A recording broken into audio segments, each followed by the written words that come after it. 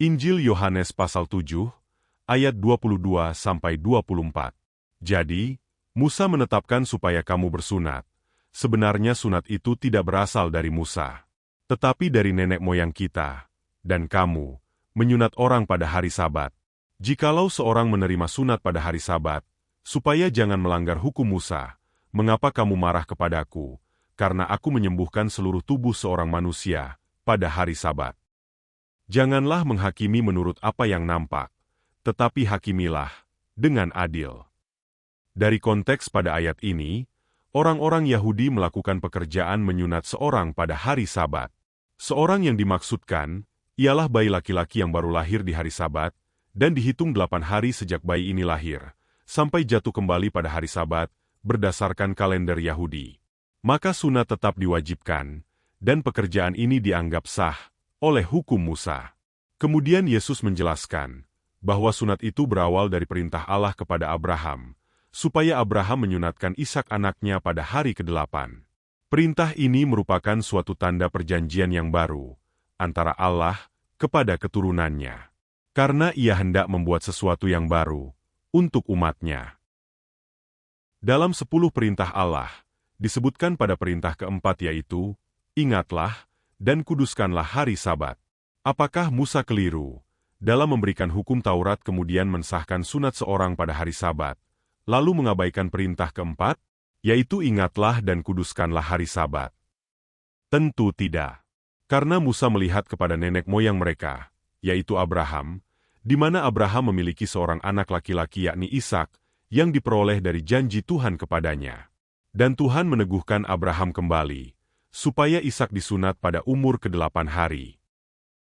Dari seluruh kisah penciptaan langit dan bumi serta segala isinya, dari hari pertama yang Ia buat, sampai pada Ia beristirahat dan memberkati hari ke-7, membuat Dia harus bekerja lagi, oleh karena janjinya kepada Abraham, nenek moyang Allah kita.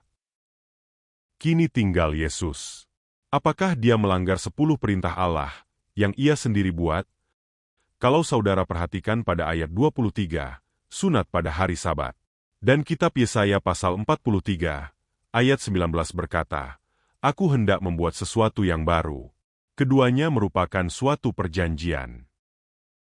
Dan perjanjian itu adalah anaknya yang sulung, yaitu Yesus Kristus, Tuhan kita.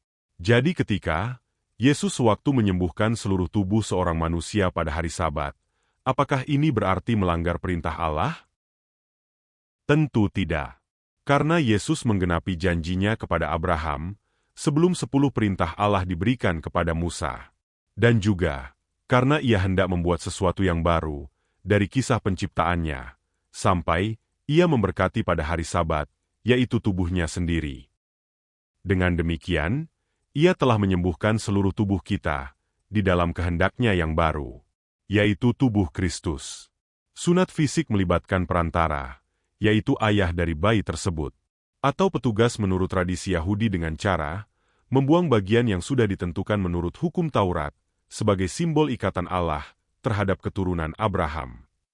Hal ini dilakukan untuk mengingat bagaimana Yesus datang untuk menanggalkan tubuh kita yang berdosa, dan ditiadakannya lewat kematiannya di atas kayu salib. Kini janji Allah telah digenapi. Kini simbol ikatan itu sudah datang oleh kebangkitan tubuhnya. Dan sekarang sunat Kristus yang kita kenakan berada di dalam kita, dan bukan sunat tubuh jasmani lagi. Yesus menyembuhkan seluruh tubuh kita, dengan cara memisahkan kita agar kita tinggal di dalam tubuhnya, dari kebangkitannya. Dan ini adalah kehendaknya yang baru, dari janjinya kepada Abraham serta keturunannya. Kita sudah mengenakan sunat Kristus itu, sehingga tubuh lama ini akan berhenti pada waktu Yesus datang kedua kalinya, ataupun kesudahan jasmani kita. Yesus datang untuk menyelamatkan engkau saudaraku.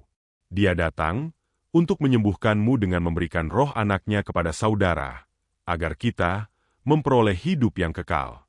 Yesus datang untuk memisahkan, supaya engkau tinggal, dan diberkati di dalam Dia. Janganlah menilai dari apa yang nampak, tetapi nilailah dengan kasih-Nya. Karena Ia yang lebih dahulu mengasihi saudara. Maukah saudara menerima kesembuhan dari Dia? Saya berdoa buat saudara, bahwa Yesus, pribadi kasih itu sendiri yang akan bersedia menyembuhkanmu. Di dalam nama Yesus Kristus, saudara telah menerimanya. Terima kasih Yesus. Amin.